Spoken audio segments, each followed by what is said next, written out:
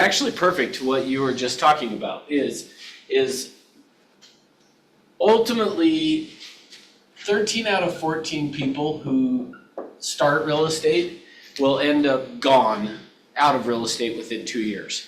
And the reason for that is in real estate school, and this is relevant to what you guys were just talking about, but in real estate school, did they teach you how to sell real estate? No. No. And they didn't, and like you just were saying, Carrie, they certainly didn't teach you, hey, if you're buying your own house and you're gonna use the commission towards your purchase, this is how you would do it. Like, they don't do that kind of stuff. Oh, No. let me pause. For you guys on Zoom, make sure you throw in the chat box first and last name so that I have a record of who was in the class. So if you guys on Zoom will do that, I would appreciate it. Okay, so 13 out of 14 failed. The reason that 13 out of 14 fails, because nobody teaches them how to sell real estate. They teach you in real estate school how to pass the test. And to some extent, I guess, how to stay out of jail. But How to stay out of jail. but how to pass the test really is what their objective is. And so I remember, for me, after I got my real estate license, in fact, let me even back up from that. My wife and I had somebody showing us houses, and I don't even know how we got connected with this lady. Somehow, I'm guessing it was my wife, somehow heard about a HUD home, a home that was for sale by HUD, that we were like, we should go look at this house. And somehow we got connected with this agent who then showed us the house. We made an offer on it. We didn't get the house. And so then she was like, but we can find some other houses for you. And I said, okay, great. So she starts looking for houses for us. I go to my uncle and I ask him, he was a builder, and I said, hey, we've been looking at houses. Do you have anything that we would be able to afford to buy? And he tells me, yeah, maybe. And so anyway, this other agent keeps showing us houses. And while we're out with her, I was like, so tell me how this job works.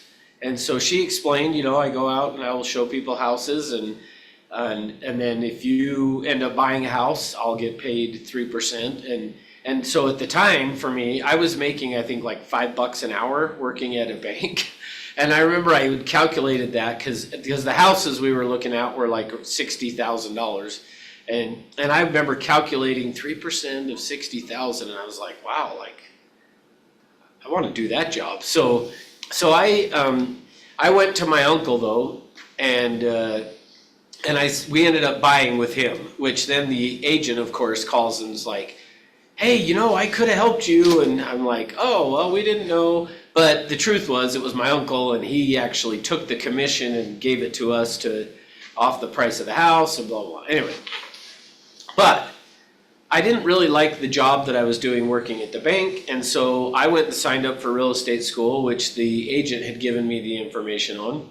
So I go sign up for real estate school. I go through the school. I get done. I go to my uncle and I said, okay, I'm ready to come and sell real estate and I want to work for you.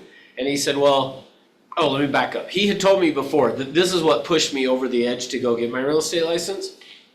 Was I was probably, but by that time I was making more than $5 an hour. I was kind of kidding on that, but not much more. But because I was making like $30,000 a year or $35,000 a year.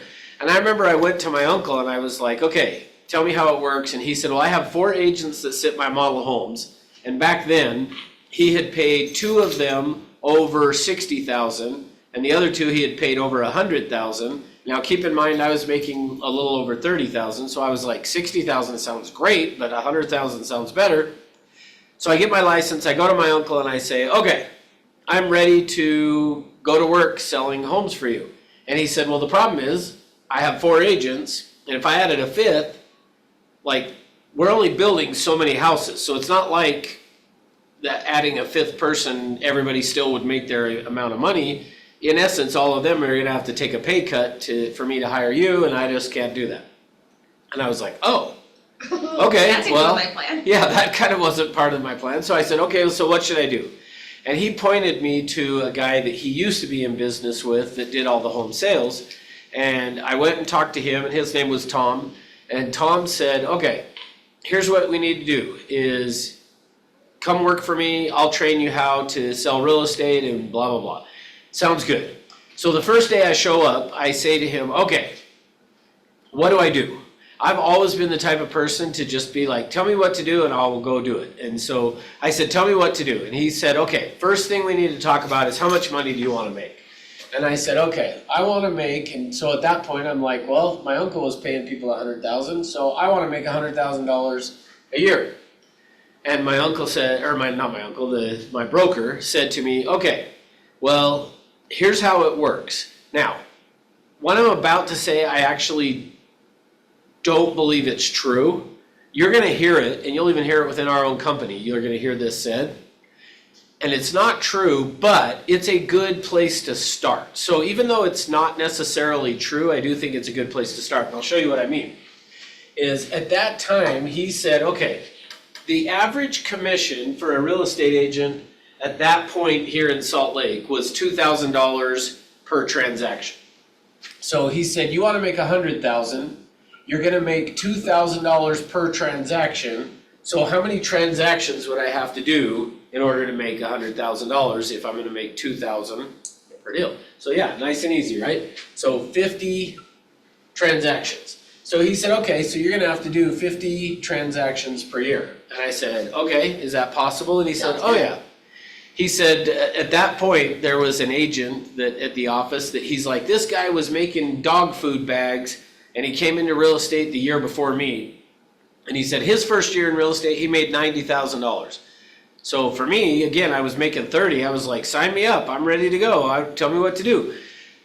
So he told me, go do 50 transactions. And I said, great. How do I do 50 transactions in a year? And he said that what I needed to do is I needed to go out and make 50 contacts a day. He said, because however many contacts per day that you do is the number of transactions you will do at the end of the year. And I said, okay, sounds good to me. So what happened is I then went and actually I'm going to pause again because we've got a few more people that have joined on Zoom. So for anybody on Zoom, please make sure you put your first and last name in the chat box. Just so that I have a record, because like for instance, one of them says iPhone, so I don't really know who that is, but if you will put your first and last name in the chat box, then that way after the class I'll have a record of it, so thank you. Okay, so he said you need to make 50 contacts a day. If you do that, you'll end up making $50,000 a year. And again, I've always been the type to be like, tell me what to do and I'll go do it. So I immediately then said, okay, I'm going to start doing that.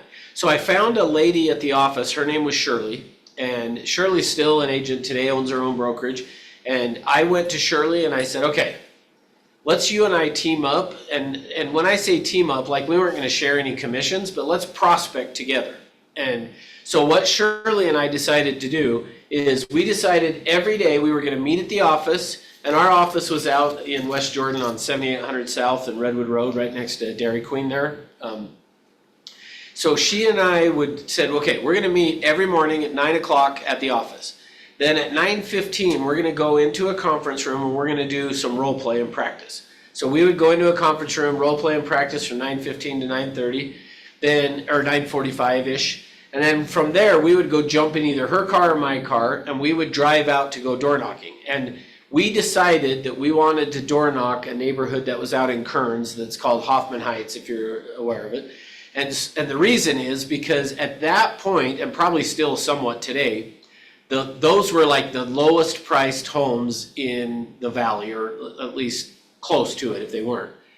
And they were selling for $80,000 each. So we were like, hey, we want to go door knock those because if you get one, it's going to sell really fast. Versus you get a high-end home, it might take a lot longer. So we said we're going to go target these lower priced houses. So she and I went out and door knocked that. Now, Hoffman Heights goes from approximately, this isn't exactly right, but from approximately like 4800 West from 40th West to 4800 West and like 47th South to 5400 South. No, that's not exactly right, but approximately. So it's a pretty big area, that a mile square that we would door knock. And we door knocked there like crazy, and we would door knock basically until we got 25 contacts, because my goal was to get 50 every day. So we would door knock until we got 25 contacts, then we would go back, we would go our separate ways, do lunch, then we would meet back at the office, and then at 2 o'clock, we would get back on the phone, and call till we got 25 more contacts. So that's how we were getting our 50 contacts every day, both Shirley and I.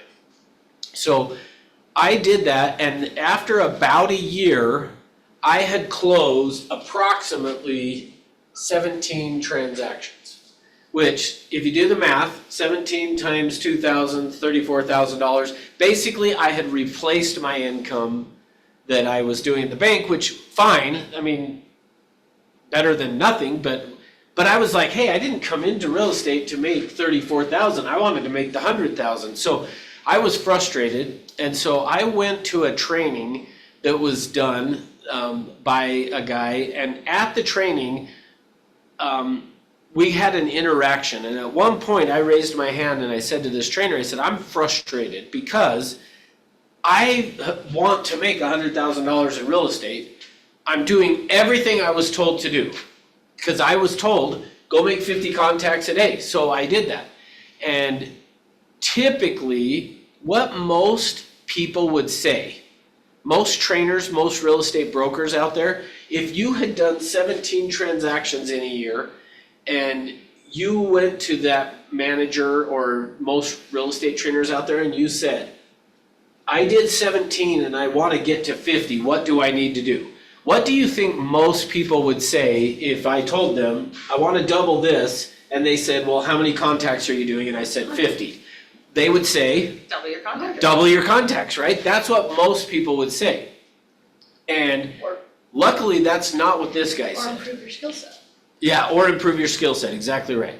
So that's not what this guy said though. Instead, what he said is this, is he said, let me show you what's going on. And then what he did is he drew this on the board.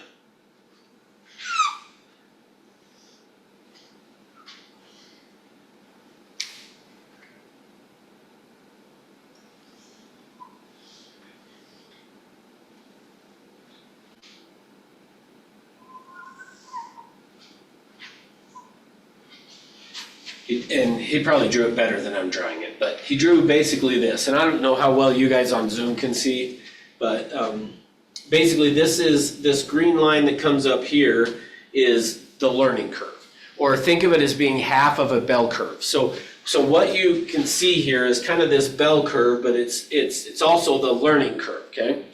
So what he did is he drew this on the board and he said, here's what's going on. And so the reason I'm sharing this and taking all the time to explain this to you guys is because I want you guys to understand this so that you don't have the same scenario that I did, or that you get through it faster, maybe is a better way to say it. So he said, here's what happens, is we talked about that in real estate school, they don't teach you how to sell real estate. Instead, what they teach you is how to pass the test. So as a result of that, most people, the reason 13 out of 14 will fail out of real estate is because as soon as we get done with real estate school, we go, okay, I got my license, I'm ready to go, now what do I do? And from there, what typically happens is we are worried because we don't want to mess it up. I mean, I'm sure to some extent, like you said, even though it was your own transaction you were doing, imagine if it wasn't. You would be panicked of like, well, I don't really know what I'm doing. Like, that's the thing. Here's the thing that's sad. I went and got my hair cut yesterday, and I don't know the amount of hours, but before they will let you go get a license to cut people's hair, I think you have to go to school and then like do 2,000 hours worth of hair cutting. Like, does somebody know what the amount of time is? But I think it's like 2,000. Something like that, yeah, usually it's like 2 school years. They usually start, now they're starting in like junior high, and like. Yeah, that's true, they junior can to start senior, sooner. They do it after. In the So, but notice this, like the difference between a good haircut and a bad haircut's like 6 weeks, right? Like it's not, you Sure. can't really screw it up too bad. I mean, yet they make them practice that for like 2,000 hours before they will give them a license to actually go cut people's hair. Versus real estate, oh, just go to school, you pass the test, you're good to go. Like, you're dealing with what for most people is their biggest transaction ever. So as a result of that, we're scared, at least I was, when I got my license of like, what do I do? In fact, I remember going out door knocking the very first time. And I remember the agents that I went with door knocking, I said to them, now, what am I gonna do if somebody actually says yes to me? If somebody says yes, I wanna sell, what am I gonna, because I actually wasn't worried if somebody said no, that's easy, like you just go to the next door. But if somebody says yes, what do you do? And I remember the agent goes, oh, don't worry, they won't. And I'm like, well then why do we go knock on doors if nobody's gonna say yes? And which, by the way, my first day going out ever door knocking, the street that I was on, when I got to the last door on the street, I knocked on it and I said, when do you guys plan on moving? And he said, yesterday. And I was like, are you serious? And he's like, yeah, I would move like tomorrow if I could. And I ended up getting a listing for his house. It never sold, but at least not while I had it listed. But here's what happens. The reason that agents fail so much out of real estate is nobody teaches us how to do it. So we get our license, and then what happens is with the first phase that we're in is what we would call the activities phase. In the activities phase is where we are like, okay, I need to learn the contract, and I need to learn how to access dotloop, and I need to learn how do I get in the office, and who do I talk to, and what classes are there available. Now, all of that stuff is important. I don't want to have you think it's not important. In fact, we'll do an activities management class, and I think it's next Thursday that I'll talk more about this. But all of those things are just activities, meaning like how do I fill out the contract, and what do you put in on the stuff, and how do you access dotloop, and how do I get into the office, and how do I turn in the stuff, how do I do, all of that stuff is activities phase. Now, during the activities phase, if this green line down here represents the amount of money you're gonna make, what do you notice about that green line? Zero. Yeah. You make nothing. Essentially, during the activities phase, you're gonna get paid nothing. Now, so part of what I would say is, if you're a newer agent, because we got a few people online, and I think at least half of them probably are. If you're a newer agent, you need to get out of this phase and into the next one as fast as you can.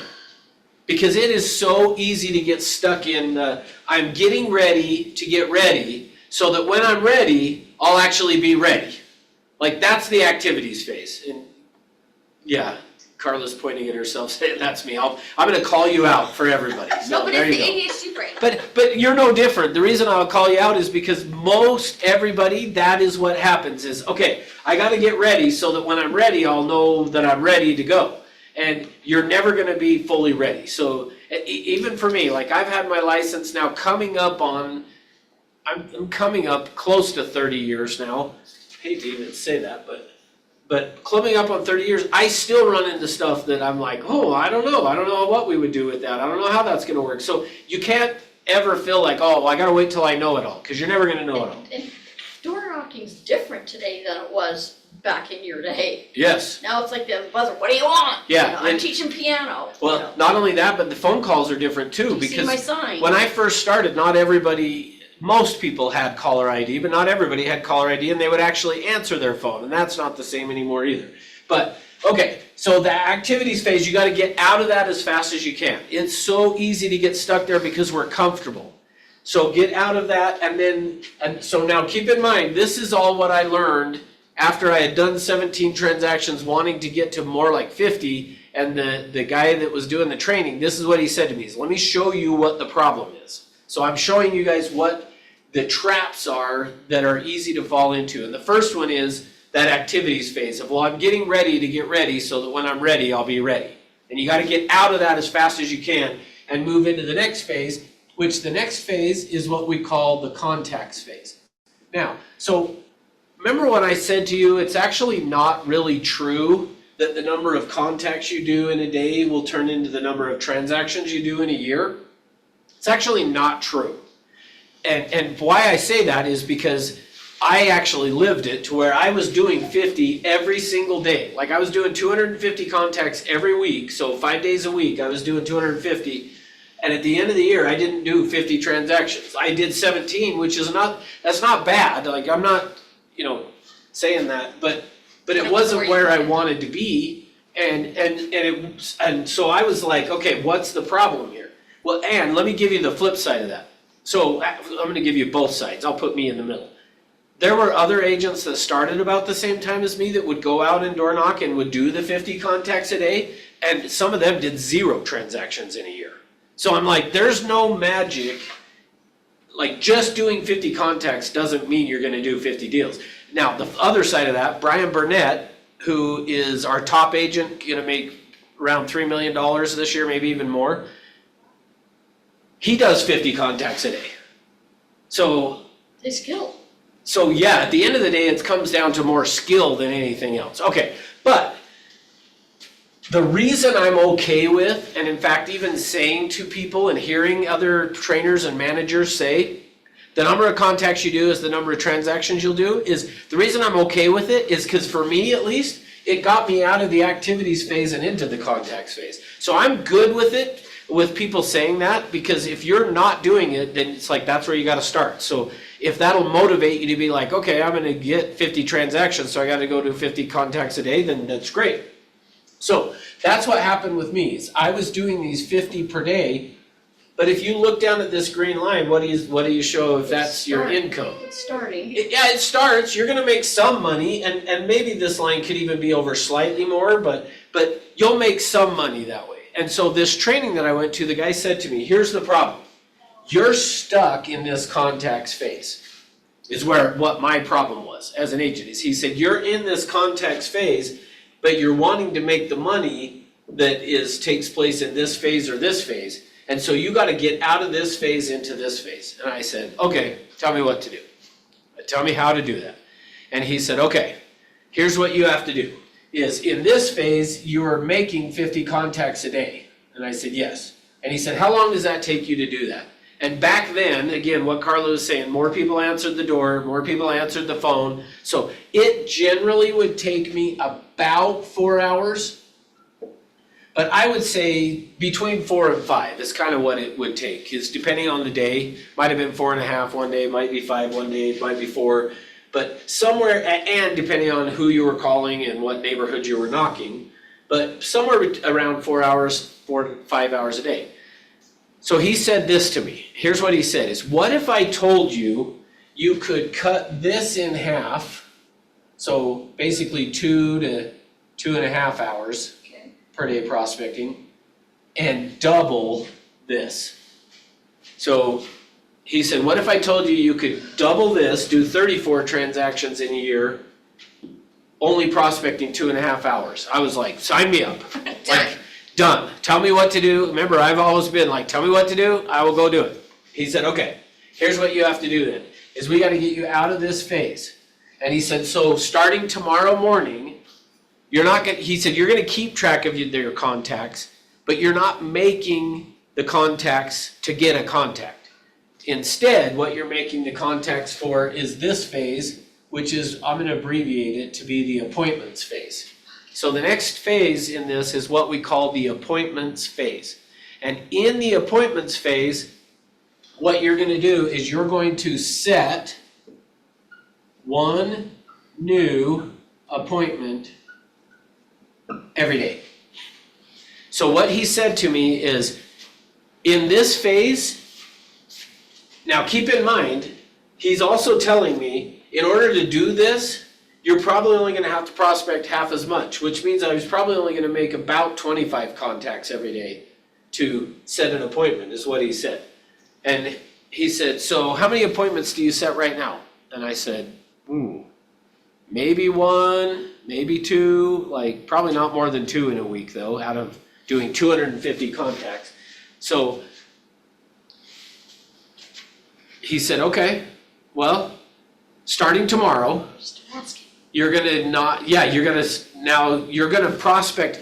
You're not prospecting. See, prior to, I would prospect until I hit 50 contacts, and then I would go home. I would get done with my 50, so I would be at the office at about 9:15 to 9:45, we'd go role play and practice, get in the car, go door knock from 10 until noon or 12:30, however long it took me to get my 25 contacts, go to lunch, come back to the office, 2 o'clock I'd get on the phone, prospect till about 4 or 4:30, then I would get done and I would go home and walk in the door and my wife would say, did you sell a house? And I'd be like, no, but I made 50 contacts today. And she'd be like, okay. So I felt like I did my job. But now all of a sudden he's saying, I'm gonna have you not do that, and instead what you're gonna do is you're gonna prospect until you set an appointment. And I was like, okay. So he said, okay, now this training that I was in was all about the power of commitment. So the whole training that we were doing was all about commitment, making and keeping commitments. And so he said, okay, so, and here's the other thing. The training that I was in, it was a Monday, Tuesday, then we would not meet again till the next Wednesday, and then it was Wednesday, Thursday, and then we took 2 weeks off and would meet again on a Friday. So this was a Tuesday. And he said, okay, so we're not gonna meet again till next Wednesday. So he said, so between today, that was the Tuesday, and next Wednesday, will you, instead of prospecting for 50 contacts, prospect to set one new appointment every day? And I said, yeah, I'll do that. Now keep in mind, the training was all about making and keeping commitments. And so he said, okay, so you're gonna commit to setting one new appointment every day between now and next Wednesday. And I said, yeah, I'll do that. And he said, okay, great. So what that means then is you're gonna set an appointment every day. And I was like, yeah, I get it. That's what I'm gonna do. And he said, okay, let me just make sure that you really understand. And I said, okay. And he said, so you're gonna go home tonight and you're gonna tell your wife, I'm not coming home tomorrow if I don't set an appointment. And I was like, oh, like you mean like I don't get to go home, like I have to set an appointment. He's like, yeah, that's what making commitments is all about, is you can't go home if you don't set an appointment. And then I was like, oh, well, I don't know if I want to commit to that. And he was like, you can do it. I promise you can do it. And I was like, ooh, I don't know. And he's like, I promise, I'm already telling you, it'll take you half as long to do it as you're currently, like you're not gonna have to work as hard as you're currently working to do it if you'll commit to this. And I was like, I don't know, go ahead. Well, it comes close to 5 o'clock and you're going, okay, I don't have one. Your phone calls are taking more meaning because you're asking for the appointment more than once. Correct. You know, Correct. they become important to, you gotta ask more than once. Yep, correct. So, here's what happens. So, in fact, actually, let's move from there, Carla. So, what Carla said is right. So now, I'm gonna have you imagine that you're that person for a minute. You're me, okay? If I told you, you can't go home tomorrow until you set an appointment, what time would you show up to work tomorrow? Really? Yeah, so that's what happened to me. I was showing up at 9 o'clock every day, but now, before I left that training that day, I committed to, yes, I will set one new appointment every day for that. And he said, you're only committing for a week. He's like, the worst case scenario, you just don't go home for a week. Like, you could do that. And I was like, all right, I'll commit to it. Now, he said, that's not gonna happen. If you'll take it seriously, he told me, you will set your appointment. Okay. So, what happened is, let me actually, okay. So here's what happened. So the next day, just exactly what Carla said. Instead of me showing up at 9 o'clock the next day, I showed up at 7:30. Now, I'll tell you a piece of this in a second here that of why this is so relevant. So I showed up to the office at 7:30. Now, typically, I would not start prospecting until 10 in the past. Well, now I'm like, I can't go home until I set an appointment. Now, the other thing he had me commit to as well as part of this was the other thing he said is, once you set your appointment, do whatever work you have to do, but no more prospecting. You're done, go home. And I was like, okay. So I go home and I tell my wife, hey, so she said, how was the training? I'm like, oh, it's pretty good, but I committed in the training that I would set one new appointment every single day, and I won't come home until I do. And she was like, okay, but you remember tomorrow we have blah, blah, blah at like 6 o'clock, and you gotta be home by then. And I was like, yeah, I know, that's why I'm gonna go to work early. So I get up, I go at 7:30, I get to the office. Now back then, the way we had to do it was the MLS was only accessible through like a dial-up thing. And so I go back to the office where I could get on and get the, the expired listings. I printed off the expireds. I got them, and then we had to go to this book that was like this thick called the Kohl's Directory. It was basically the phone book, but it was in street order. So you'd go in alphabetical order by street, and you'd have to go look up to find, okay, here's the street address, here's who the owner is, here's their phone number, and we'd write it down. So I'm there at the office at 7:30 getting all of that done. I also stopped, because the way we found for sale by owners was you stopped every morning and bought the newspaper, and then you would go through the newspaper to find the for sale by owners. So I went and did that. So I had the for sale by owners, I had the expireds, and the other thing that I did is that at 8 o'clock that next morning is I was like, I'm gonna go through and call every lead that I have. I'm gonna call everybody that I've gotten as a lead from door knocking, because I'll tell you, I wasn't that great at my lead follow-up, which most agents aren't great at lead follow-up. And so this all of a sudden had me become like, okay, I gotta set an appointment today, and I'm gonna start with The lead follow. the lead follow-up, because those are people who have already expressed an interest. So I started calling those people. Now, let me show you what the difference was though. Because when I was prospecting just for contacts, let me show you what that looked like. Was what I would do is I would get 25 cards that I would take with me out to go door knocking. And I would show up and I would knock on Carrie's door, knock, knock. Oh, role play it with me. Oh, hi, yes. Hi, my name's Russ, I'm with Century 21. We just listed your neighbor's house over on Birch and Pine. It's got 3 bedrooms, 2 baths, listed for $599. And I was just wondering who you know that would want to move into the area. Nobody. So, great, how about you? Have you thought about selling your home? Not right now. Okay, well, here's my business card. If you hear of anybody or you decide to, just give me a call. Okay. And then I would go, there's one, and then I'd go to the next door, knock, knock. Hi, Hi, my name's Russ, I'm with Century 21, blah, blah, blah, same thing. Who do you know? Nobody? I'm teaching piano right now. Oh, have you ever thought about selling your house? No, we're good. You're good? Okay, well, here's my business card. If you hear of anybody, you're thinking, like, that's what it looked like for me to get 50 contacts. So you're not getting their info, you're just getting yours. Yeah, for me, as long as they would talk to me, I was like, there's a contact. So, and as soon as I passed out my 25 cards, I was done door knocking for the day. Well, now my 50 you have to be talking to them. You can't, you can't just make calls and they didn't answer and count that as one or whatever. You gotta talk to them or face to face. Okay, sure. And that's fine, however you want to do it. But for me, a contact was anybody, if I could tell them what company I was with so they knew I was a realtor, that was a contact for me. I didn't care where it went after that. That's how I was doing contacts. So, now though, let me show you what changed. Because what happened is then I ended up that next day, by calling leads that I had, I scheduled an appointment within the first 2 hours. So I started calling at 8 o'clock. By 9:15, Shirley was saying to me, all right, let's go go into the conference room and role play. So I went in and did the role play. We got done and she was like, let's go door knocking. Now she was not in this training that I had gone to. So I said, oh, I'm actually not going door knocking today. And she's like, why?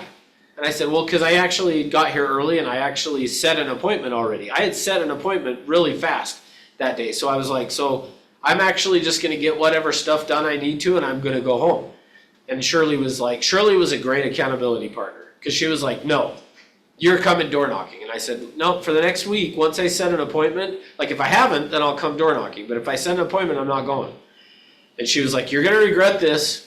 And I said, well, it's just for a week, so I'm going to try it. So I do that, I get done with that. I did whatever else stuff I needed to, working on whatever deals I had that day. And then it's noon and I'm done.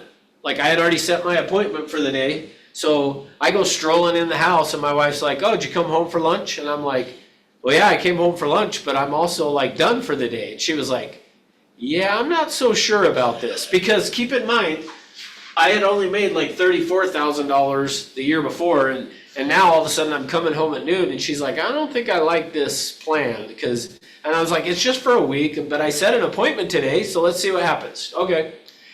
Every single day that week, I set an appointment before noon.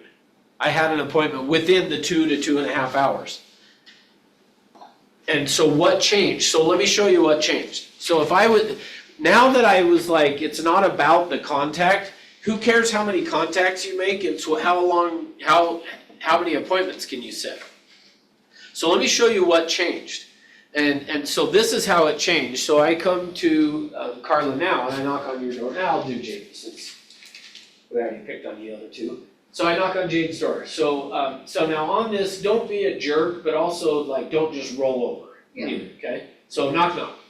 Hey, how's it going? Good, hey, my name's Russ, I'm with Century 21. We just listed your neighbor's home over on Birch and Pine, 3 bedrooms, 2 baths for $599. I just wondering who you know that would wanna move into the area. Awesome. Not really anyone. You don't know anyone? Okay, well, what about you? When do you plan on moving? You know, we're actually really No, comfortable say here. no. Oh, Say I'm just no. Don't roll over. We're really comfortable here. We're planning on staying for a while. Oh, I thought you were gonna say yes, that's why I'm No. like, don't roll over. Okay, so you're planning on staying here? That's cool, so how long have you lived here? We've lived here about 5 years now. You've been here 5 years? Yeah. Really, that's awesome, where'd you move from?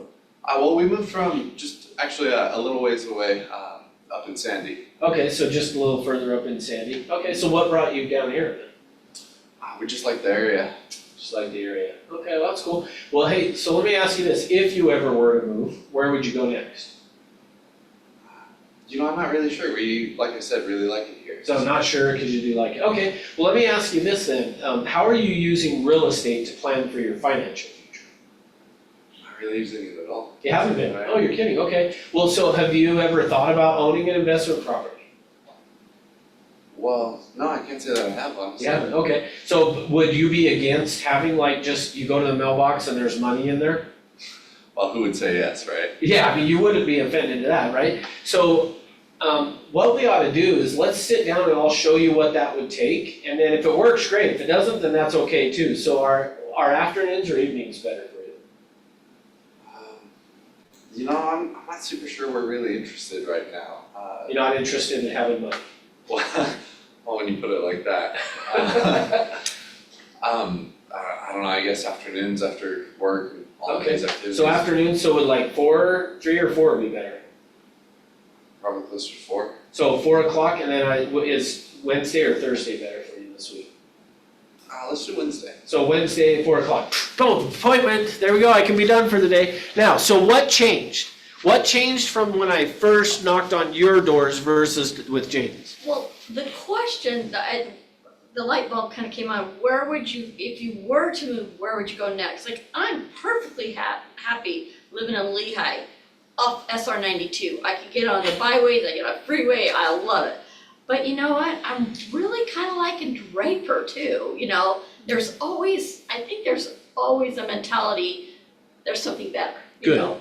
Yeah, And and that is the key, so When everyone's always thought about somewhere else. everybody's always thought of somewhere else. Yeah, so now he said no, but so let's do it, with you, and then let's assume I got to that same spot. So Carla, if you ever were to move, where would you go next? Probably Draper, down the mountain, closer to, you know, my husband's work, So Closer to closer to work, yeah. closer to my work. Okay, so closer to work for both of you. Okay, so when do you think that would be? I don't know, I hear Draper's a lot more expensive and we got in at a really good price. Did This is you? where we're living, yeah, really. Okay, well, that's great. Well, you know what we ought to do then is something that I just will do, and there's no cost to you, is I'll run a market analysis for you, and then we could actually even just sit down and see, okay, based on what you could sell your home for, how much would you have in equity that you could put towards the next Yeah. house? We can see what's I out know there. the ones so- around us now are way more than what we Oh, bought yeah. ours for. Absolutely, so our afternoons or evenings better for you. And then boom, I'm right into that same spot. Okay, so notice the difference. So let's talk about now, so here's the first things that I wanna give you guys for today. So the first thing that has to happen for you to be successful in real estate is your focus. And your focus has to be on appointments, not contacts.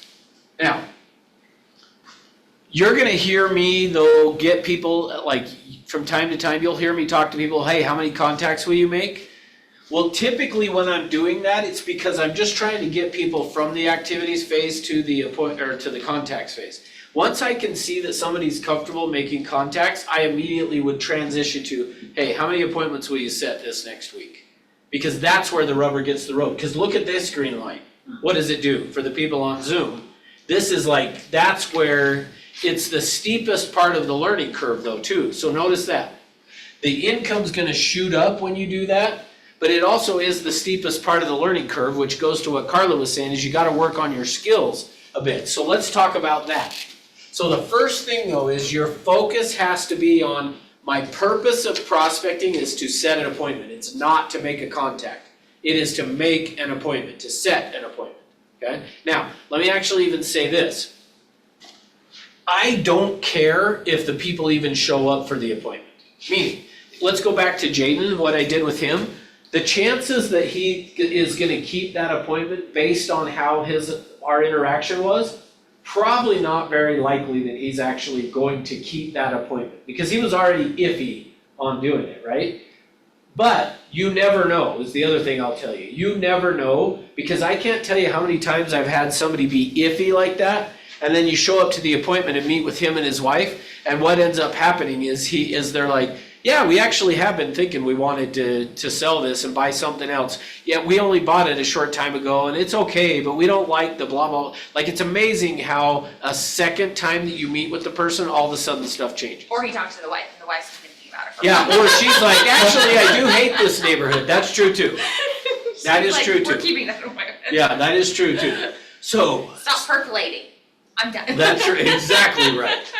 So, that's the next piece of this, or the first piece is your focus has to be on prospecting to set appointments. You're not prospecting to get leads. You're not prospecting to make contacts.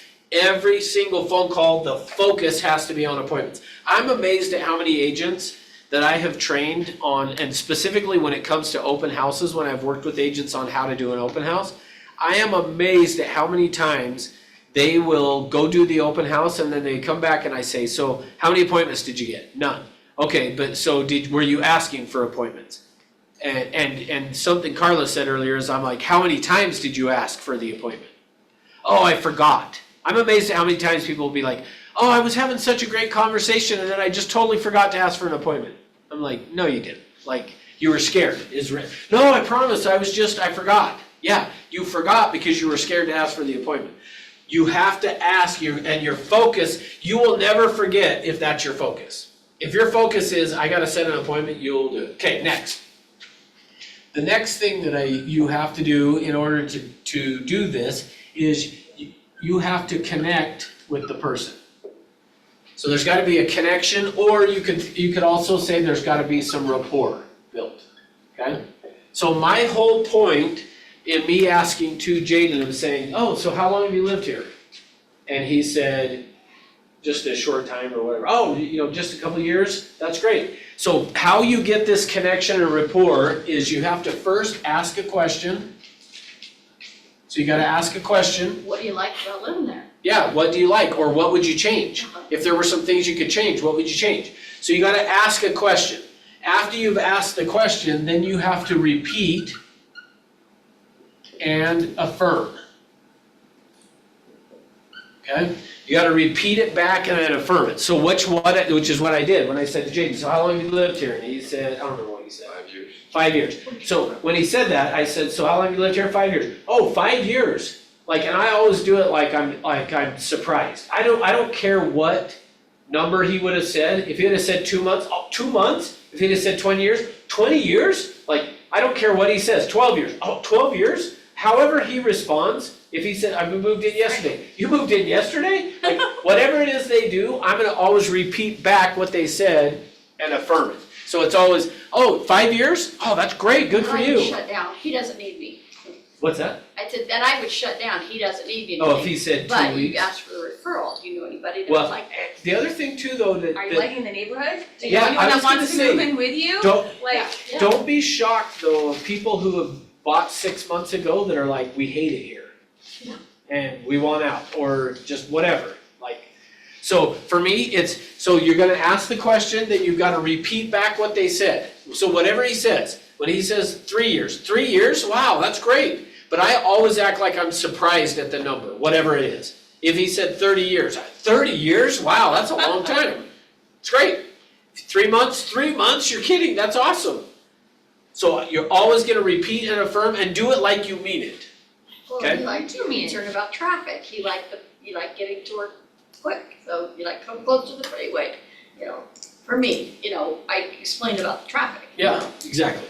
So yeah, so I'm gonna repeat back what they said and then affirm it. So I'll always repeat what they said and then affirm it back to them, okay? The next piece of it is empathy, okay? Now, this one, it just depends. You may or may not use the empathy to build rapport, but let me give you an example. Let's say I talked about earlier expireds and for sale by owners. Let's say that I'm talking to an expired listing.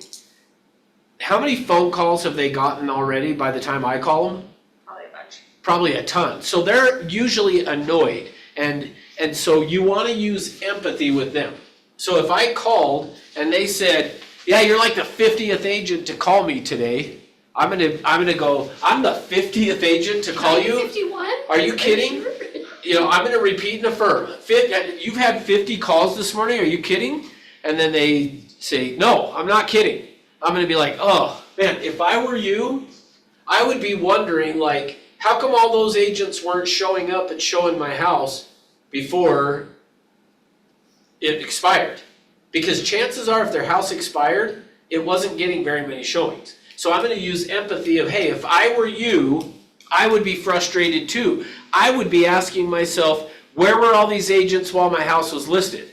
And then what happens is they go, yeah, you're right. Why is everybody all of a sudden showing up and calling me today? See, the moment you use some empathy with them is gonna build that connection. As soon as you say, I know it's gotta be so frustrating, if I were you, I'd be feeling like, man, you kick a bush and a realtor runs out.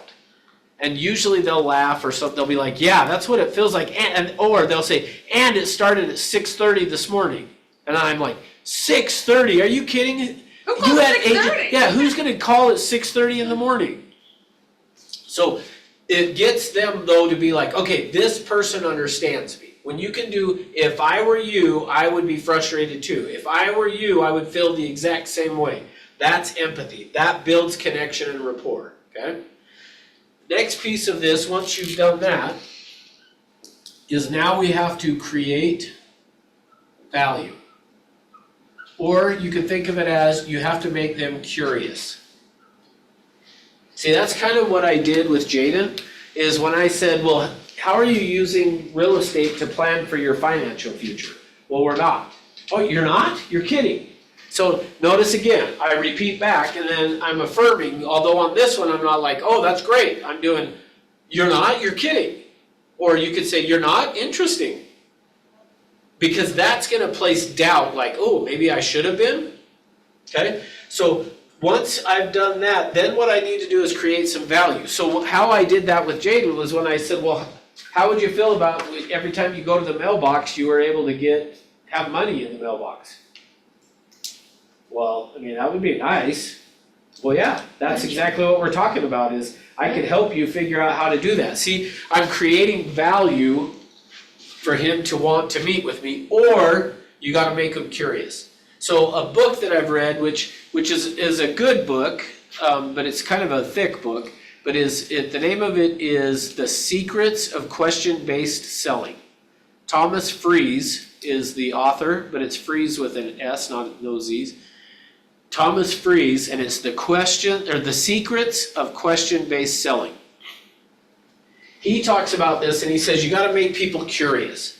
The example he uses is if you were to call somebody on the phone and leave them a voicemail, what do you do when you get a voicemail? How long do you listen to it before you hit delete?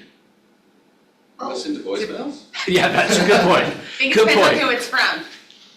Yeah, depending on who it's from, but if it was somebody you don't know, I like less than 2 seconds. yeah, you don't give it very long before you're like, oh, delete. So It depends, like, if it's an automated- Firemen's Association, nothing. Yeah, if it's an automated one, I'm like, yeah, or like, yeah. Yep. No. Yeah, so what he recommends in the book is he actually, now this book is just sales in general, it's not a real estate sales book, but in the book, this specific section, he talks about a real estate agent who was calling farmers to see if he could get them to sell their farm to a developer so that they could build houses. And the agent called, and this is what his voicemail sounded like, which is what I hear most agents' voicemails, if they leave one, sounds like, is, hey, this is Russ with Century 21. I was just giving you a call to see if you'd be interested in selling your farm. I represent builders that would love to buy your property. They hear that and go, delete, because they're like, I don't want to sell. What he did, what this Thomas Freeze did, is he said, let me leave the next voicemail. So he calls, gets to the voicemail, which, by the way, I am not a big proponent of leaving voicemails, but if you're going to, it's got to make the person curious. So what Thomas Freeze did is he called and he did this. And you could do this with a for sale by owner and you will probably get them to call you back. Although a lot of times for sale by owners will just answer the phone anyway because they're expecting people that phone numbers they don't know to call them. But what he did was this. He called, got the farmer's voicemail and he said, hey, I'm holding a copy of your tax records in my hand and I have some questions for you. Please give me a call back. Now, what do you think the chances are that somebody would call you back if you said, I'm holding your tax records in my hand and I got a question for you? Well, now, I don't know, because you get that, like, and Well, there's enough scammers out there's there, you enough might not. scammers out there that, But you're more likely to get a return call from that than just a, hey, I represent builders that would love to buy your land and call me back. They're probably not calling back. But if you called somebody, like, let's use it for sale by owner. Hey, I know you got your home for sale by owner. I've got your tax records in my hand, which, by the way, go to the MLS. You can just print them off. So you don't even have to say in my hand. You can say, I've got them pulled up on my computer and I'm looking at them and I've got some questions for you. Give me a call back.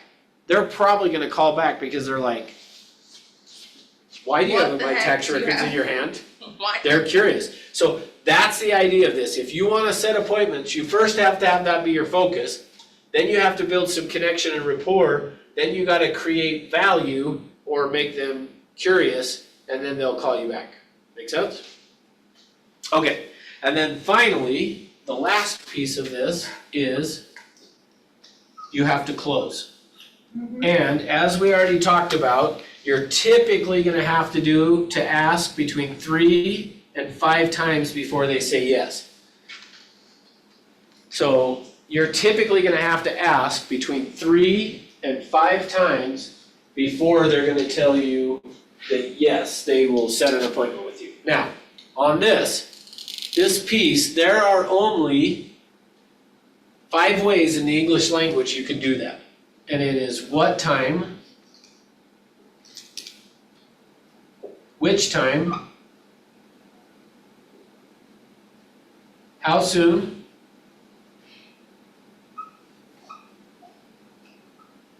when, and where. Those are the only ways in the English language you can ask for an appointment. Is what time, which time, how soon, when, and where. So if I were to say to someone, so Carrie, is there a time that we could get together? Yes. So we're gonna talk about language for a second here. If I say to her, is there a time we could get together? Is that asking for an appointment? No, what's it asking? Are you open to it? Or 5-foot cop, which one works better if you? Well, is Thursday's there, better. the question is there, is really what is that question? Is more about, is it possible? Yeah. Like, is it possible? Because is there a time we could get together is more like, is it possible? And what's the answer to that question? Yes. Yeah, it's possible if I see the value. So that's the other thing I want to make sure I clarify on this is if you have created value and made them curious, or either one made them curious or they can see the value, you could get appointments without saying some of this stuff. Meaning you could, if I've created enough value and I say, hey, is there a time we could get together? She'll say yes to that because there's enough, she sees the value. But if you haven't created quite enough value, you have to use one of these. Now, if you haven't created any value, they're still probably gonna say no, but you got a better chance if they see some value when you do it this way. Now, watch, let me show you another one. Can we get together? Again, we're talking about, is it possible? Like, I was gonna say, can we? yeah, can we? I don't know. Like, No. it's really just, that's about possibilities. But, so we already know we can, I was we like, it's can get possible. together. So we can do it. The only question is, what time, which time, how soon, Make when, me or get where? together. Yeah. Okay, how about this one? This one, watch this one. So Carrie, why don't you give me some money? Because I didn't want to. Okay, so Carla, why don't you give me some money? I don't have enough to give. Okay, now how much money did I just get $0. and why?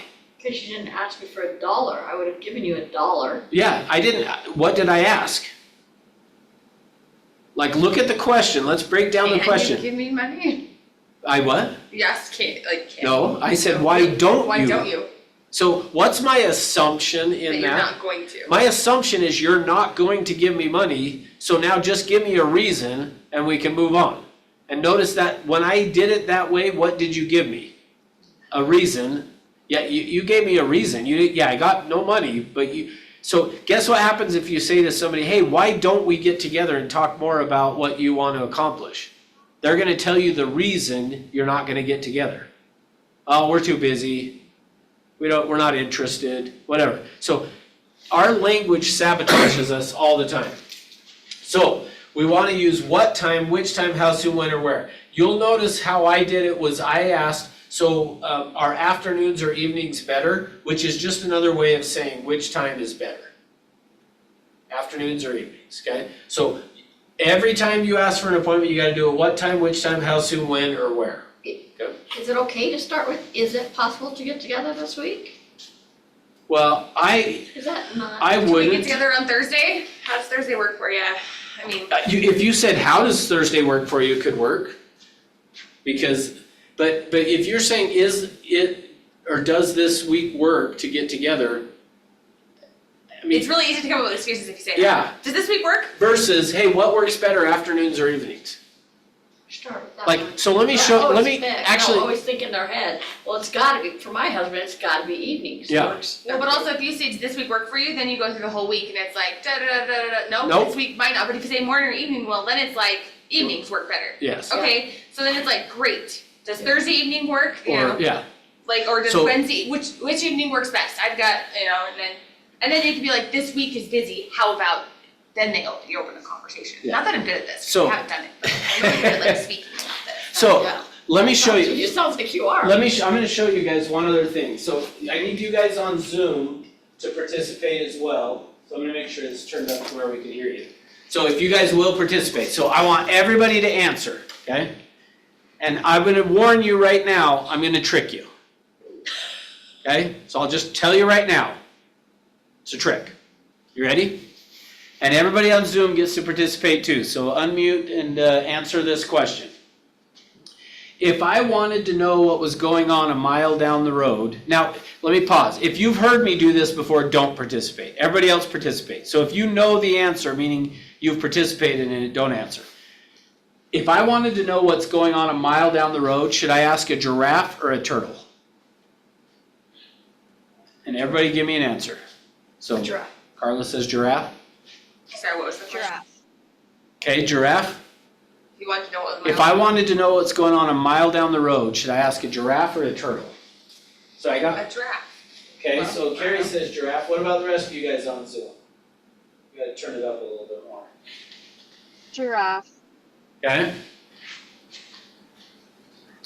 I'm guessing turtle, because you said it was a trick. Okay. Good question, so I'm guessing Turtle turtle. now. What? I'm thinking turtle now too. Okay, Carla's changing to turtle. Anyone else on Zoom? Colby, Can I tell you Joe, why? Matt? Is it Matt? Okay?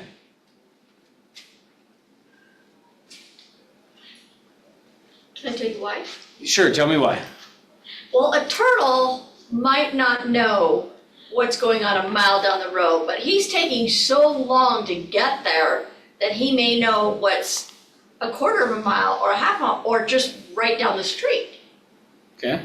He might give you more information eventually. Okay, cool. Is that a good one? It's Is that right? Is that right? Is that right? It's not the right answer, but it's a good one. So, all of you are wrong. What would happen if I want to know what's going on a mile down the road? What's gonna happen if I ask a giraffe or a turtle? I can't tell you. They can't tell me anything. So, I was gonna say a drone, that's what I was Okay, like. a that's drone? your response, Ask a drone, yeah. So, now here's the thing.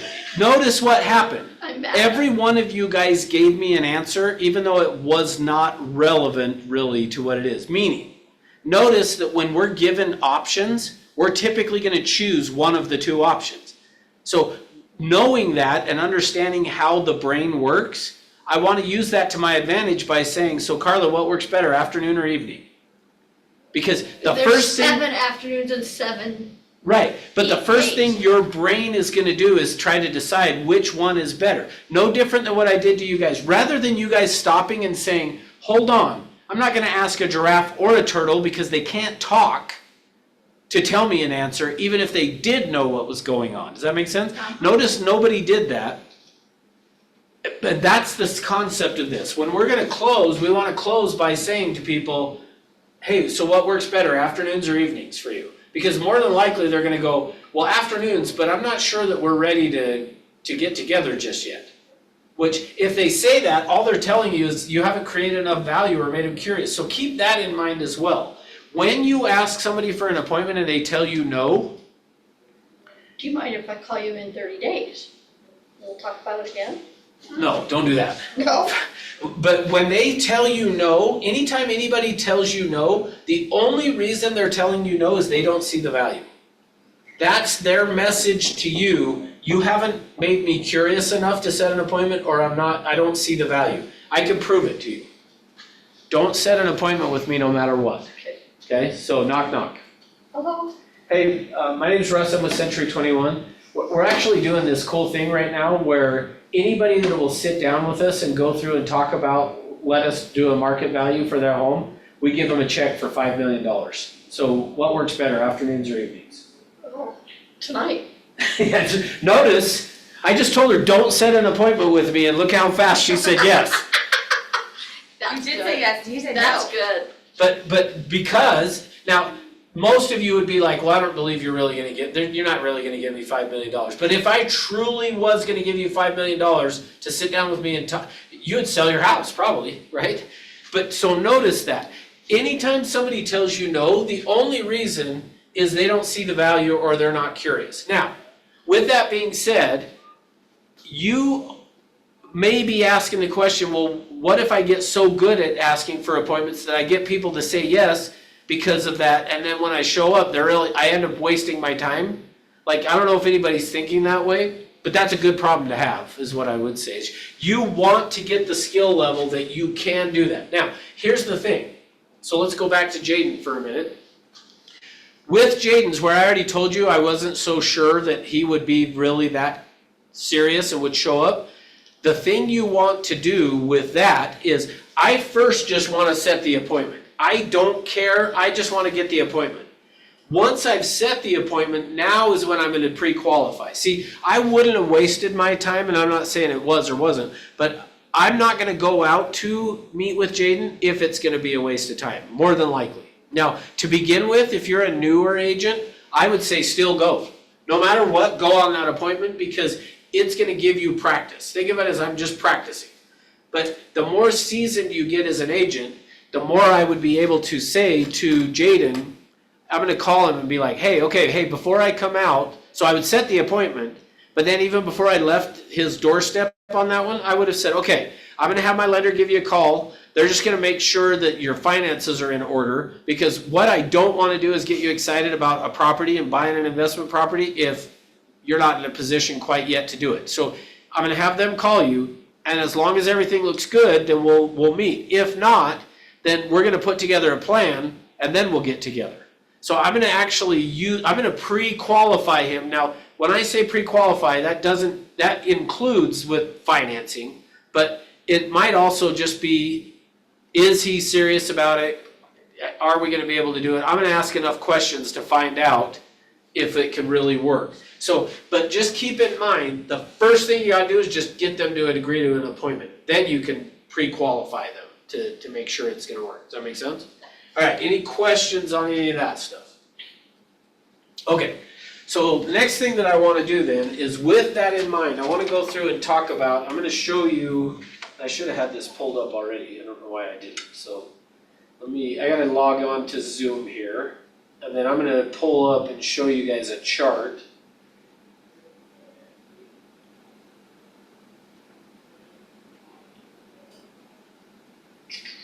give me just a second here.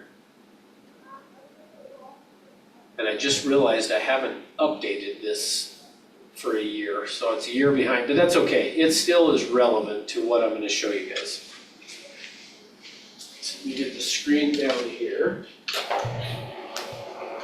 for a second and then we'll put it back up.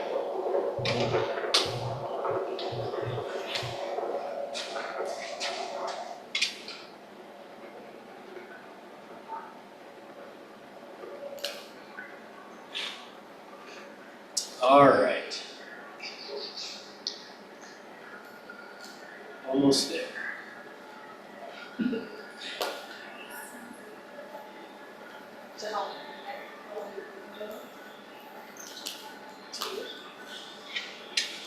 Okay, I'm gonna shut the lights off here so you guys can see.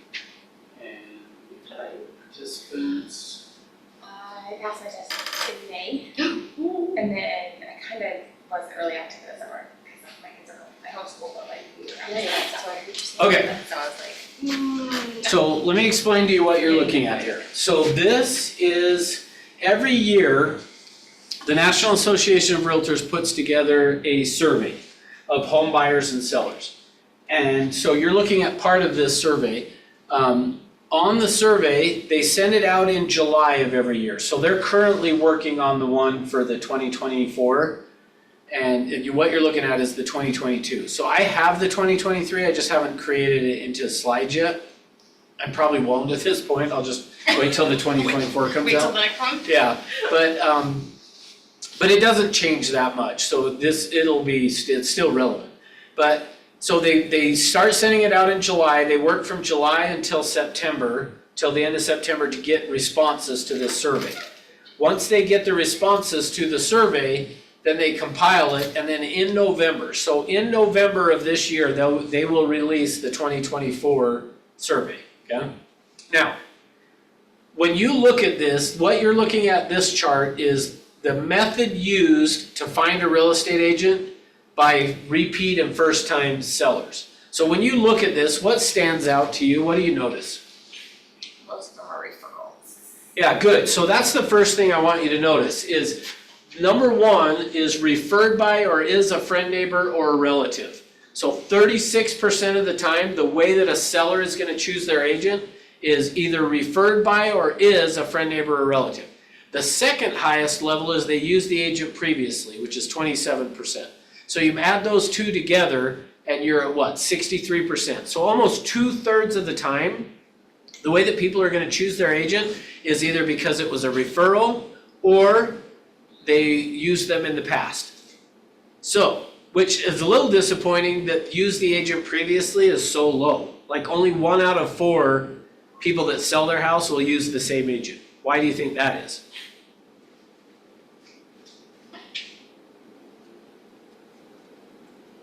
No idea. No follow-up. That's exactly right, is we don't follow up. We don't do a good job of following up, so they don't use them. Now, what do you notice after those two? Personal contact funding. Well, after that, it drops off dramatically. Yeah, Like, right. the Everything third drops off. best way is other. Like, I don't even know what that is. I don't know what other is, but it's better than everything else up there, other than the first two, right? Now, so part of why I show you this is I just want you to see, for sure, like actually let me point this piece out right here. Advertising specialty, calendars, magnets, anything that has an asterisk is less than 1%. So according to this chart, go spend a whole bunch of money on buying calendars and magnets and all that kind of stuff, right? Like I have agents who swear by their calendar and I'm like, yeah, they're not listing with you because of the calendar. I'm not saying you can't give people that if you do it as part of your SOI and stay in contact with them, but don't go spend a whole bunch of money on stuff. Same with the social media, less than 1% come from that. Now, like I say, that may change over time a little, but still less than 1%. So the main thing I want you to notice from this is as far as your prospecting goes, if you're not working your sphere of influence, start today because that's the best way. 2/3 of the time, that's where the business is gonna come from for sellers. Now, let's look at buyers, maybe that's different. What do you notice on the buyers? Same refer. Yeah, 38% is referred by or is a friend, neighbor, or relative. 12% used the agent previously, so that one's only at 50%. So only 50% of the time is it coming from your SOI. Inquired about a specific property viewed online. That counts good too. I mean, So yeah, so an internet website is 10%, that's the third best way. And then notice after that, it kind of just starts to drop off again. So here's the thing, here's the message for this, is you have to be working your sphere of influence. If you're not, you got to start today to call your people in your sphere of influence. Create one. If sometimes people will be like, well, I don't have a sphere of influence. Great, go create one then. Like, go do open houses, go door knock, do prospecting that will get people that you could add to your sphere of influence. That's what you want to do, all right? Now, next piece of this is I want to dispel some information, because I have a belief that power comes out of telling the truth. So let's look at the next chart here. This next chart is for sale by owners. And this is, now, let me explain why I'm showing this one first. So one of the things you're gonna hear in real estate, there's anecdotal information and there's empirical data. Anecdotal is the stories that we tell. Empirical is scientific proof, okay? So meaning we're gonna actually look at real numbers. Anecdotal data in real estate says that you hear somewhere between 80 and 98%. You'll hear people say between 80 and 98% of all for sale by owners end up listing their house for sale. And usually people will tell you that and they'll say, according to NAR, 88% of all for sale by owners list their home. Well, that's not what this says. That's what I think people think that's what this says, because if you look up there at the top, it does show that blue line, there's a bunch of 88% up there. But that's not saying that they tried to list their home for sale by owner and then listed it. What this chart is saying is for each of those years dating back to 1981. See, in 1981, 85% of all home sales were used an agent. 15% of all the home sales were a for sale by owner. And if you notice, over time that's declined, jumped back up a little bit in 2022, but if you look at it, that's kind of declined and the number using an agent has gone up. Now, I remember 2003 was the first time I ever bought this chart that shows this. And I remembered somebody saying to me in 2003 when I bought this chart, that number's gonna change, like they were predicting that this chart was gonna dramatically flip-flop. Like, because of the internet, people were gonna go sell their house for sale by owner. They aren't gonna need travel agents. You're not gonna need real estate agents. And to some extent, that has been true with travel agents. Like, when's the last time you used a travel agent to book a trip? Like, you might have some, but typically now we just go online and do it ourselves, right? But with real estate agents, look what's happened since 2003. It actually has declined all the way down till that 7%, and then it jumped back up to 10 in 2022. But my guess would be, if I go look at it, once we get to 2024, it's gonna be back at 8 or 9% are for sale by owner. So, 2022 was just a whole little anomaly that. well, part of it was we were still somewhat in that COVID market where interest rates were low, you threw your house on the market and it would sell. So that's why I believe it jumped up, is Yes. it was easier for a for sale by owner to sell their home then. Now, the reason I show you this is I just want you to see that people can sell their home on their own, and they do sell their home on their own. I mean, usually 7 or 8 to 10 of every house, of every 100 homes that sells is a for sale by owner. I mean, that's kind of high, actually. If you stop, to me, I feel like it is. So just know that they can. But that leads us to then this next screen, which is showing the median sales price. Now this part the prices will have changed, but the information's still gonna be pretty relevant. So this is showing the median sales price from all sellers across the whole country. So this is the whole country. The median sales price was $330,000. Now, keep in mind that when we say median sales price, the reason it's median instead of average is average would be skewed if you had like a $100 million home that sells for sale by owner, that's gonna skew the things. But median, you look at the middle. So meaning like, let's say there was 10 of us in here and that Carrie made $100 million last year and I made 0 and everybody else made 100,000. Well, if she made 100 million and there were 10 of us and we said, what's our average income? What would it be? Like $10 million each. But is that really what we did? No. But if we did median, you would say, take out the high end, take out the low, and and then we would say, okay, our median income was 100,000. Well, that's more realistic than to say we all made 10 million when when really she just had such a high. So that's why we use median here. But notice what happens though, when you look at the for sale by owners. It goes from 330 of all sellers to 225. Now, then in the next column is seller knew the buyer, and that was at 225. Well, that makes sense. If the seller knew the buyer, they're probably gonna give them a good deal. But if they didn't know the buyer, that's really the column we want to pay attention to. Is if the median sales price of sellers who sold for sale by owner that didn't know the buyer was 260,000. Versus then if you jump over to agent assisted is 344,919. Agent assisted only was 345, and then tried FSBO first, then used an agent, 224. I think that number is skewed, personally. But notice the difference though of if they used an agent or they didn't use an agent. And really the two columns I'm referring to would be these two. Yeah.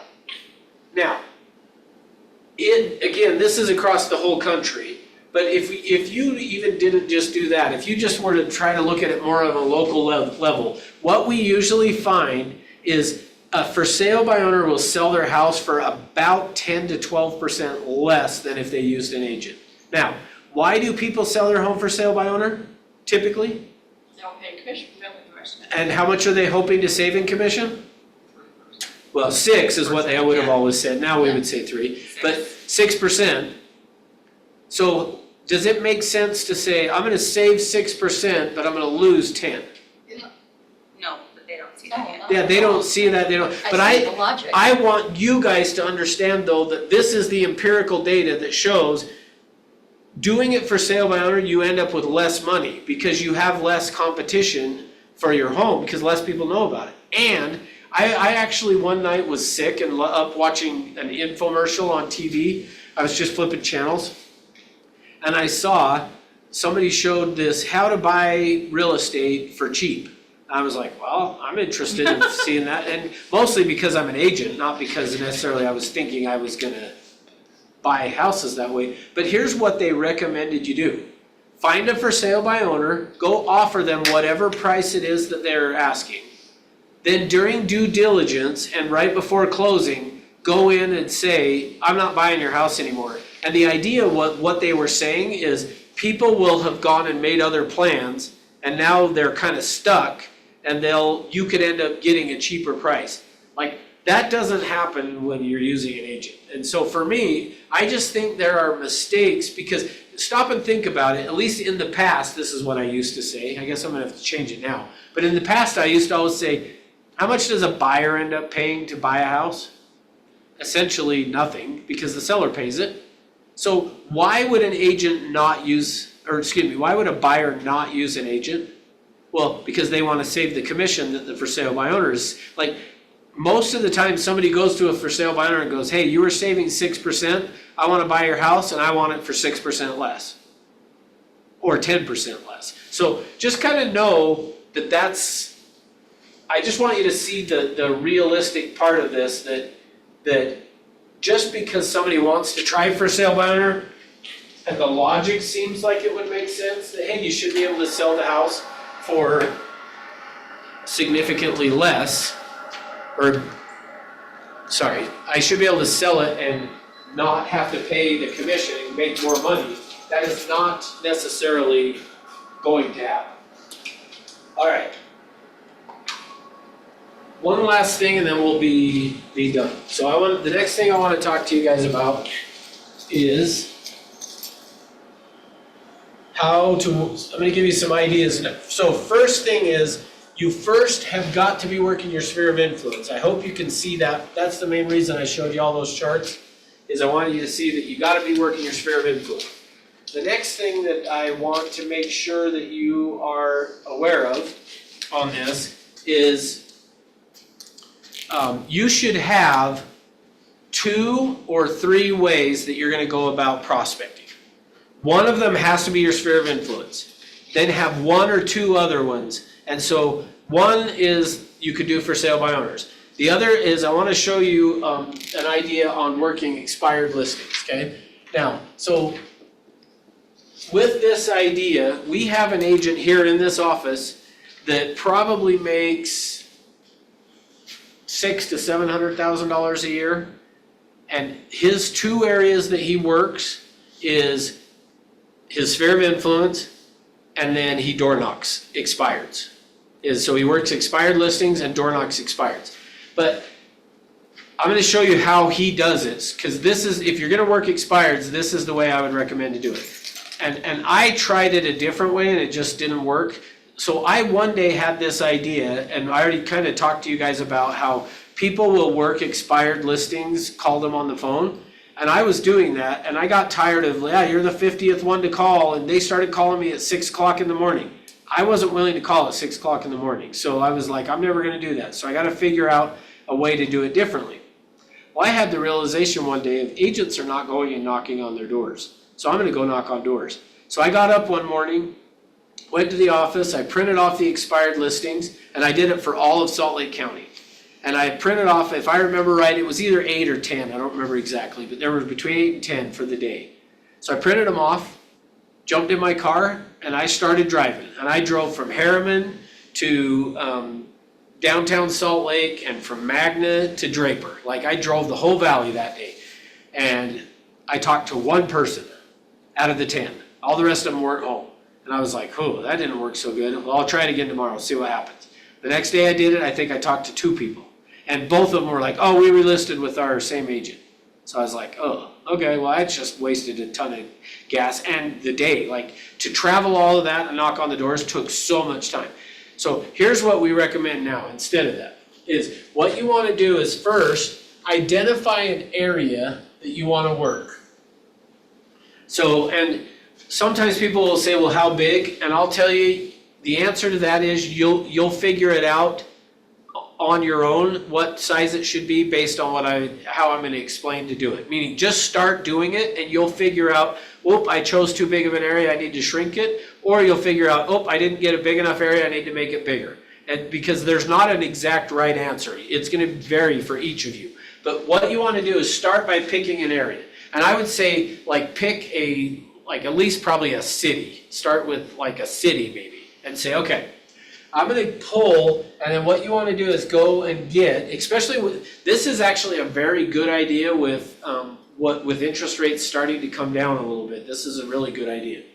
Is go find in the last, so go back 1 year on the MLS, pull up for that city that you're gonna identify. And again, it doesn't have to be a city, you could start smaller than that, but I'll show you how you're gonna figure this out too. But go and pull up in the last year, I wanna find every home in that, let's just say city, that expired in the last year. Then you're gonna go through and click on the history for each one of those MLSs, and you're looking to see, did it relist, or is the last thing that's happened, is it expired? If it's still, if nothing else has happened since it's expired, you're good, keep it. If though you notice when you click on the history, the last thing it showed was sold, then that means it relisted already and just throw that one away. But what you wanna do is then identify all of the properties that are expired that have not relisted within that city, okay? Then what I would recommend that you do is you print those out, and then you're gonna go knock on their doors. And you're gonna show up and knock on the door, but if they're not home, and this is what I didn't do the first time I did it, you're gonna knock on the door, and then if they're not home, or even maybe if they are home, you're gonna then knock on doors, and you're gonna knock on 3 to 5 doors this way, cross the street, do 6 to 10 doors this way, cross the street, and do 3 to 5 doors that way. So you're gonna knock on their door. So I'll show you what this is gonna look like. So I go knock on Carrie's door, she doesn't answer the phone, or the door. She doesn't answer. So I leave, and then I go next door to Carla. And I'm gonna knock on, so you answer the door though. And now watch what I'm gonna do. Knock, knock. Hi. Hey, my name's Russ, I'm with Century 21, but I'm not here to try to sell you anything. I actually was trying to get a hold of your neighbor. Now, the reason I always started off with like, I'm not here to try to sell you anything, I'm actually trying to get a hold of your next door neighbor, is it's gonna drop all of the barriers, the guards. Yeah. Cause she's not gonna feel like, oh, you're door-to-door salesman. So I go, I'm actually not here to talk to you. I was trying to talk to your next door neighbor, and they weren't home. Do you know when the best time to catch them at home is? I know they both work, so I would say probably after 5. I So- see them pull in now and then. Okay, so After typically 5. after 5 o'clock, okay. Well, and the reason I'm trying to get a hold of them is I work with a lot of buyers and sellers, and I noticed that their home had been for sale, 6 months ago, 9 months ago, 3 months ago, whatever it is, 3 months ago. Do you know if they're still interested in selling? I don't know, I just wouldn't know. Okay, so sometimes they will not I don't really know, know. but if she knows Carrie well, she's gonna be like, oh yeah. And what I've found is a lot of times she'll tell me more information than you would have told me. Like she might be like, oh yeah, they for sure need to still sell, they're just waiting for blah, blah, blah, they're gonna redo the carpet, blah, blah. Like, oh, okay, perfect. The neighbor's gonna let me know, okay, I need to talk to them. Or she'll like, no, they were gonna sell, they were getting divorced, but then they realized they were so in love and they're still back together, and so they're not, Or they're. it's better not to sell. Yeah, whatever, they're What gonna, about but you? more than likely, and then from there, I'm gonna go, alright, well, I wouldn't be a good agent if I didn't ask you, have you thought about selling your house at all? Cause I do work with a lot of buyers and sellers in the area. And then she's gonna go, no, we haven't sold it. Oh, okay, well, that's cool, so how long have you lived here? Oh, we've been here a good 10 years now. 10 years, really? That's awesome, so where did you move from? We moved from South Jordan. Oh, from South Jordan here, so what brought you guys here?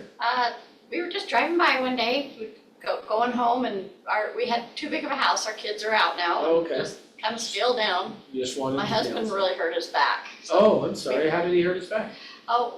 carrying all those tuxedos up, there was a long flight of Okay, stairways. that makes sense, okay, With sure. 8 on each hand and Wow, that's amazing. up and down.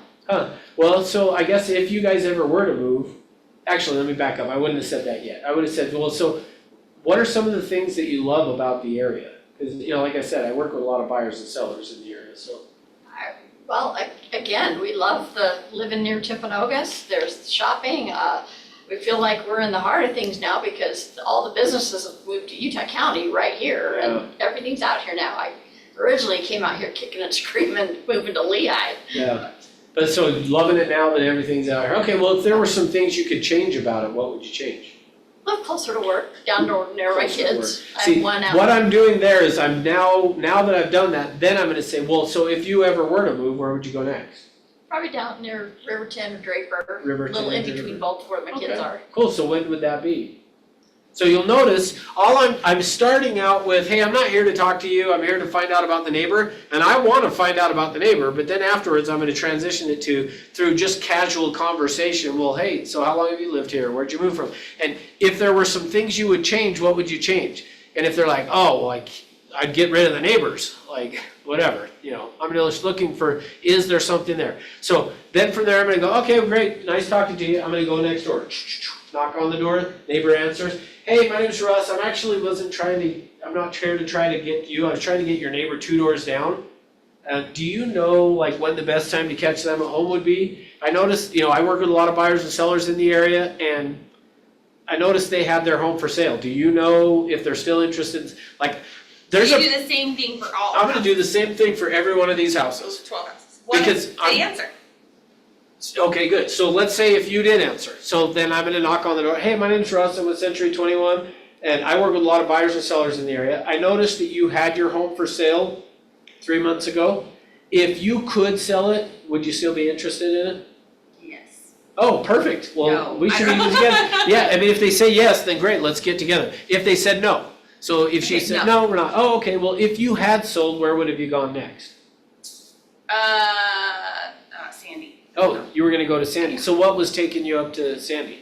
So what I'm gonna do now is I'm just gonna ask questions to find out what was the motivation and why did it change? Make a connection. Because Gotcha. if the motivation still is there, if you were like, well, we just need a bigger place, but we decided we didn't wanna do it, whatever, then, okay, then there might still be some motivation, but I'm just trying to find, is there still gonna be some So motivation? at that point in the answer, what would you use to go knocking on those doors at that point?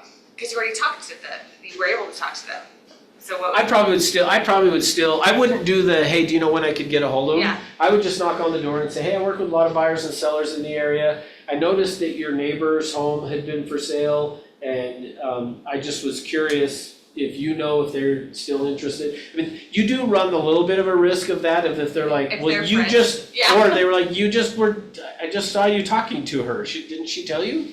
Like, so if they were home, I usually do more of, hey, I was out in the area, I knocked on your neighbor's door to see if they were still interested in selling, cause they had their home for sale, and I work with a lot of buyers in the area, just curious if you were interested in selling, so. Just change it, Yeah, just change it up a little bit, but. Okay. Alright, any other thoughts, questions? If not, we'll end there for today. Okay, so I have an email that will go out tomorrow about the class on Thursday. So the class on Thursday is gonna be at 10. So Jason's gonna be teaching it, it's the listing presentation class. And it's at 10 o'clock because he has to be somewhere by noon. So 10 o'clock on Thursday is the listing presentation. You'll get an email, I'm gonna send one out to the whole company, but then also to everybody that's in my spreadsheet that, so 10 o'clock Thursday listing presentation. So same link for you guys on Zoom, or come in person would be even better, but 10 o'clock instead of 11 on Thursday this week. Okay, cool, thanks for being here. Awesome. Thanks, Russ, that was good.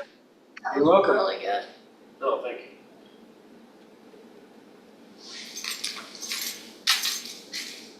Do you feel like there's a lot more expireds? I'm like just looking at my small little area, I'm like, there's like 50 expireds. Oh, yeah, so that is the thing that's why I was saying, when you do this, like, once you go through all those 50 though, they may not all, some of them may have already listed and sold. Gotcha. But that's how you decide is, yeah, if you pulled an area and you got like 2, you need a bigger area. Yeah. And the other thing I forgot to say too, so sorry to those that jumped off, but, is once you've done that for a year, then just use that same area and look every day.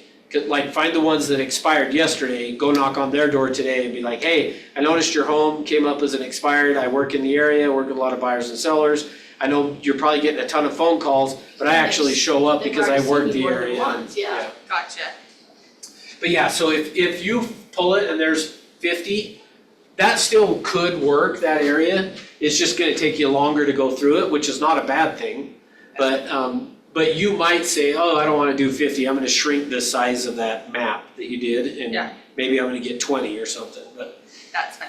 But the key thing is, what you don't wanna be doing is driving all over the place. You want it to be like, I go out and I'm able to hit, 10 or whatever that are all in the same general area. That's Yeah, one street into it, like that's like one area, like yeah, perfect. I live here. Yep. That's like not even a mile. So that's perfect, because then you could hit all of those and just be like, I'm not driving all over. The problem I had when I did it before was I was driving, I spent most of the day driving. And you wanna be able to do it to where you stop, you hit these doors, hit the other doors, then you go over here, hit the doors. So, But then again, if someone said, hey, I just saw you talking to so-and-so, do you immediately just like leave the area? No. No, because like he said, you're like, oh yeah, I did, that's why you wouldn't say, do you know when they'll be home? Yeah, Then you're gonna get caught, but it's like, Yeah, if I would talk to them, I wouldn't say, do you know when they're gonna be Yeah, home? I would just say, hey, it just was over where I'm out in the area, I stopped at your neighbors and just, Yeah. I thought, man, your house looks like one that people, has great curb appeal or something. It doesn't matter too much. At that point, you're just like, hey, I work in the area and wanted to come out and get to know a few more people and. Yeah. But the good news is, most of the time, they don't answer, so. I I was mean, it's saying, bad news, but it's good news for this. Yeah, I tell you, I have